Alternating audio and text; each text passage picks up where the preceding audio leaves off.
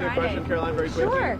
We're now hearing from constituents in some traditionally red districts right now complaining about what they say is the chainsaw approach and saying that it's been done very sloppily, the cuts to jobs and spending. How do you respond to that criticism? I love how the media takes a few critics when the overwhelming response from the American people is support for what this administration is doing. If you look at the public polling, 70% of Americans, according to CBS, believe that President Trump is delivering on the promises he made.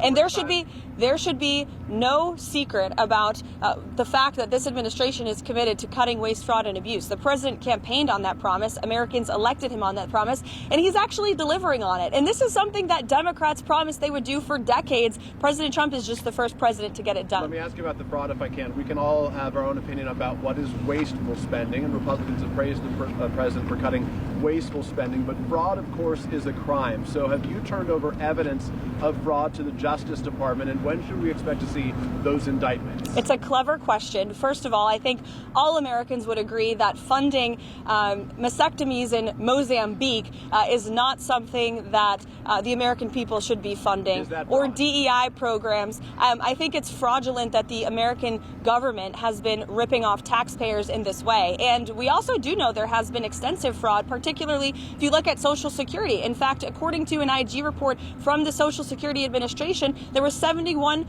billion worth of fraud in one single fiscal year that we know about. And so that is a lot of fraud, Peter, that the government has admitted to. So this administration is committed to finding even more of that fraud, waste, and abuse. To be clear, that $71 billion was from 2015 to 2022, so it wasn't in just 1 year, and it was $71 billion. But it wasn't in 1 year, just to be clear. In one report. And it was in one report over multiple years, from 2015 to 2022. So are you defending $71 billion in fraud, Peter? That's a lot of money, far too much, and that's why this administration. Why is the media so against cutting waste, fraud, and abuse from the government? I don't get it. I just want to ask a question. We won't be deterred. We will not be deterred from people like you and the press who are clearly adamantly opposed to cutting waste, fraud, and abuse. But we know that American taxpayers at home who have been struggling with an inflationary crisis don't want their tax dollars going towards crazy DEI programs in countries overseas. They also don't like the fact that there has been $71 billion worth of fraud in Social Security and improper payments going out the door. That's a problem that needs to be fixed, and President Trump is going to fix it. That's your fifth question. Elena, do you have anything to ask? Because you said something that wasn't true, which is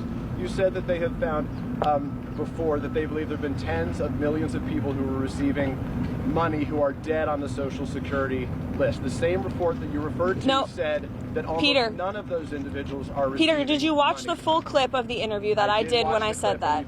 And I said there are a lot of unanswered questions, and we suspect there could be tens of millions of people. I'm saying the IG report so you just said what I said is not true. In fact, it was true. That's a suspicion that this administration has, and we're committed to finding out the truth.